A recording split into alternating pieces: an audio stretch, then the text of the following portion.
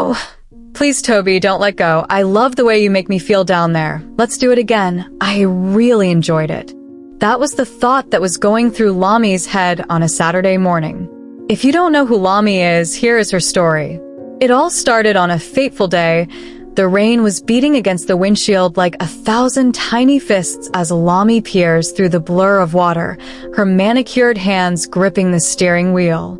The boutique owner's usual composed demeanor wavers as her Mercedes-Benz sputters once, twice, then dies completely on the deserted Lagos street.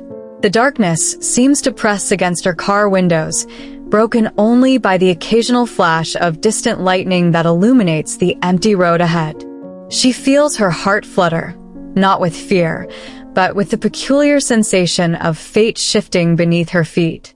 Inside her mind, memories of the dinner she's leaving behind swirl like autumn leaves, leaving a lasting effect in her memory.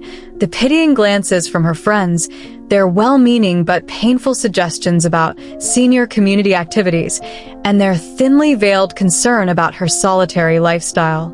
At 60, Lami has built an empire of silk and lace, her boutique standing as a testament to her refined taste and business acumen.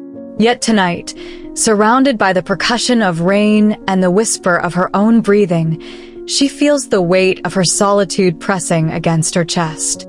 She reaches for her phone, only to find it dead, another betrayal in this evening of abandonments. She makes out the figure of a young man, water running in rivulets down his face. His motorcycle stands a few feet away, its headlight cutting through the darkness like a beacon of hope. "Ma, are you all right?" His voice carries through the glass, concern evident in his tone. Lami hesitates for a moment, years of Lagos street wisdom warring with desperate necessity. But something in his eyes, earnest, kind, determined, makes her lower the window slightly. The young man introduces himself as Toby, an engineering graduate turned dispatch rider, as he bends to examine her car's engine, the rain soaking through his thin jacket. Lami finds herself studying him with growing curiosity. She begins his hands all over her body. It was the first time in years such thought has ever crossed her mind, as she has lost her sexual appeal for men. His hands moved with practiced precision despite the darkness and rain, and his quiet confidence speaks of a dignity that transcends his current circumstances. And for the first time in years, she feels something stir in her heart, not the polite interest she shows her boutique customers, nor the maternal affection she extends to her employees, but something different. The engine finally roars to life under Toby's skilled hands, and his triumphant grin catches her off guard. It's a moment of pure, unguarded joy that seems to push back the darkness surrounding them. As she offers him a ride home, more out of concern for his drenched state than conventional wisdom, Lami doesn't yet understand that this rainy night will become the first page of an extraordinary story. If you have watched this video to this point, I would assume you loved it. If you do, give this video a like and subscribe to the YouTube channel. Alright, let's continue. It's the next day. The morning sun streams through the floor-to-ceiling windows of Lami's boutique, casting prismatic patterns across rolls of imported silk and hand-woven osso oak. She finds herself touching a piece of midnight blue velvet, remembering how Toby's eyes had sparkled with that same deep intensity during their conversation over suya last night. Well, I forgot to mention that we had a little suya date last night. I wasn't going to leave without having to get to know him a little bit. Lami said in her thoughts, speaking to no one in particular. Their weekly meetings have become a strange comfort, like finding an unexpected room in a house you've lived in for years. She catches her reflection in the mirror, a distinguished woman with silver-streaked hair and laugh lines that speak of a life well lived, and wonders what others see when they watch her sharing meals with a man young enough to be her son. The whispers start like a gentle breeze before growing into a steady wind of speculation. Lami notices the sideways glances from her regular customers, the way conversations pause when she enters her favorite cafe with Toby, the subtle raising of eyebrows when he holds the door open for her with unnecessary flourish. But in these moments, She finds herself caring less about the murmurs than about the way Toby's face lights up when she tells him stories about her early days struggling to establish her business, or how he leans forward, entirely engaged, when she shares her opinions on everything from politics to poetry. Their friendship defies conventional explanation, blossoming in the spaces between their scheduled meetings. During their conversations, time seems to fold in on itself, hours dissolving like sugar in hot tea. She discovers that beneath his youthful exterior lies an old soul, one that resonates with her own in unexpected ways. But it's during a lazy Sunday afternoon, as they sit in her garden watching butterflies among her carefully tended roses, that the comfortable rhythm of their friendship shifts. Toby's voice, usually confident and clear, trembles slightly as he confesses feelings that transcend their easy companionship. "I think I'm falling in love with you, Lami," he says, the words hanging in the air like suspended raindrops. The moment freezes, crystallizes, and Lami feels her world tilt on its axis. Her heart races with a youth she thought long buried, while her mind screams caution. The weight of societal expectations presses against her shoulders as she sits there, watching. She thinks about the mathematical poetry of their age gap, 33 years of experiences, victories, and scars separating them. Yet in this garden, with the scent of roses perfuming the air and Toby's honest eyes fixed upon her face, Toby's smile in response holds all the warmth of the setting sun, and Lami feels something inside her unfurl like a flower reaching toward light. Well, this is where things start to change. Toby got a job offer. The news of Toby's job offer in Abuja lands like a stone, sending ripples through our carefully constructed world. Lami sits in her office, fingers tracing the edge of the offer letter he's left on her desk, pride and pain warring in her chest. The position, senior engineering consultant at one of Nigeria's top firms, represents everything Toby has worked for, everything she's helped him strive toward through her connections and encouragement. Yet the thought of him leaving Lagos creates a hollow space beneath her ribs that no amount of success can fill. The reactions to their relationship have grown from whispers to bold-faced commentary. Later that night, as they dance to a slow rhythm, he whispers about their future with such conviction that she finds herself believing in impossible things. Distance becomes their newest challenge when Toby moves to Abuja. Their love stretches across kilometers of the country, maintained through daily video calls and messages that light up their phones like beacons in the night. Lami finds herself talking to him as she closes her boutique, sharing the small victories and frustrations of her day. During one of his weekend visits to Lagos, as they sit on her balcony watching the city lights flicker like earthbound stars, Toby pulls out a ring. It's not an elaborate proposal, just a quiet question asked with trembling fingers and steady eyes, but Lami feels the world shift beneath her feet as she says yes. Their engagement announcement crashes through their social circles like a thunderclap. Rennie, Lami's daughter, storms into the boutique the next day, her face a mask of confusion and hurt.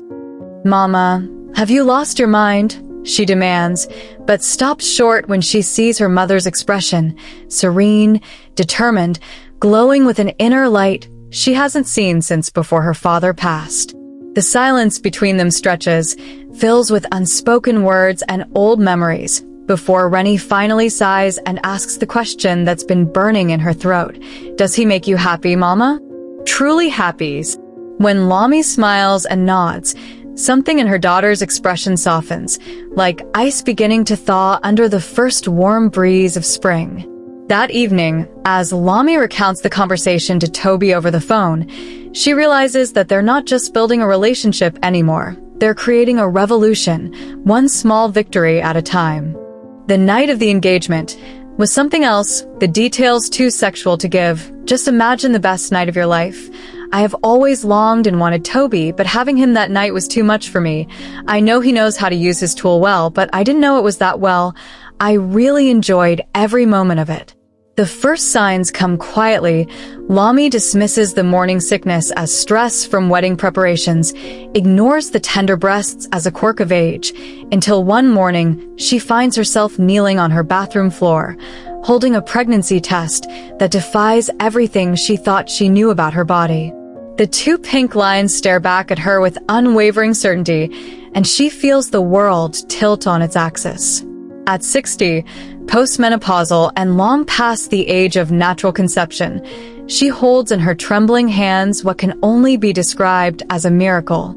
Toby's extraordinary tool has gotten a 60-year-old post-menopausal woman pregnant.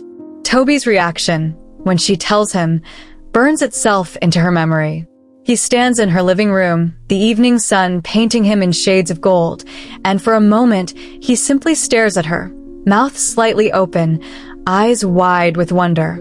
Then he moves, crossing the space between them in 2 quick strides, gathering her into his arms with a laugh that sounds like pure joy breaking free.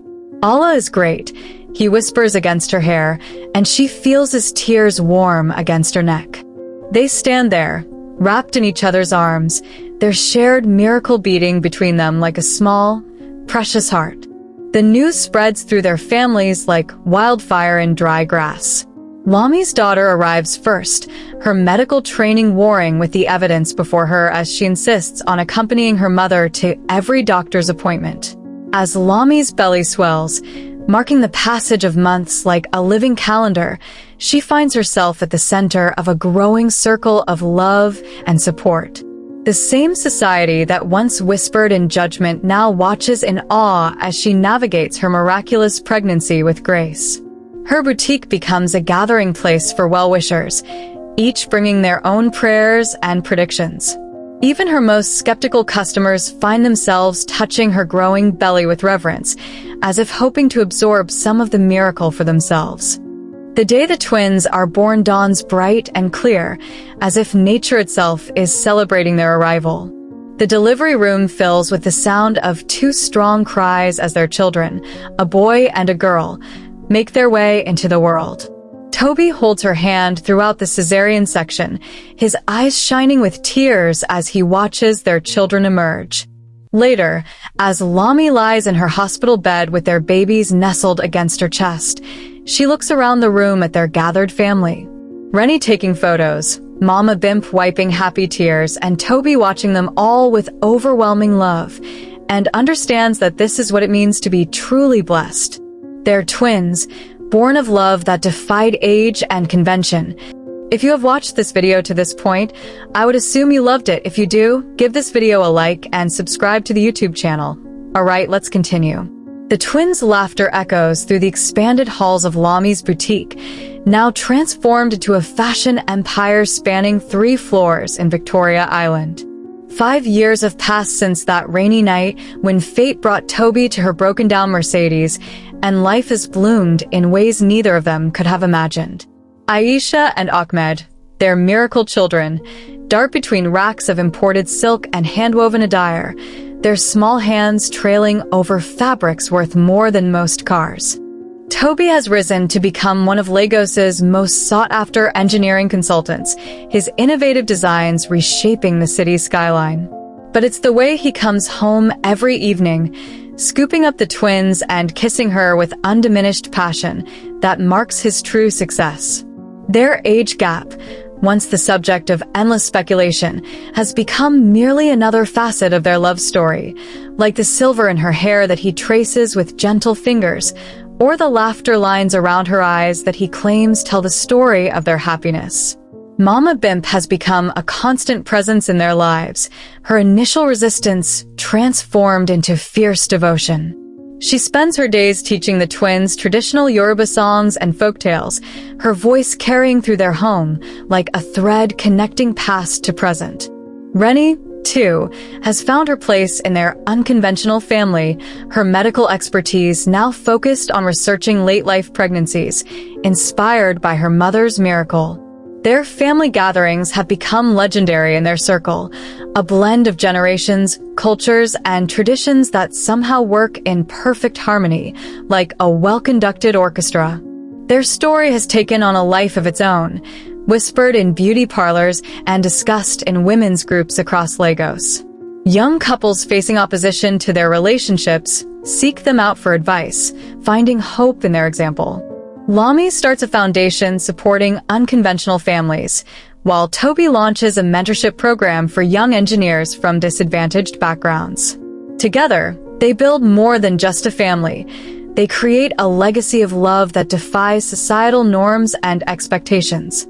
On quiet evenings, when the twins are asleep and the Lagos traffic has settled to a distant hum, Lamy and Toby often sit on their balcony, fingers intertwined, watching the sun paint the sky in shades of hope. They talk about the future, the twins' education, their business plans, their dreams for tomorrow, but mostly they marvel at their present. Their love story, which began with a broken-down car and a helpful stranger, has evolved into a testament to the power of following one's heart. As the city lights begin to twinkle like earthbound stars, Lamy looks at her husband, their miracle children sleeping peacefully inside, and understands that sometimes the greatest adventures begin when we dare to challenge the boundaries of what others think possible.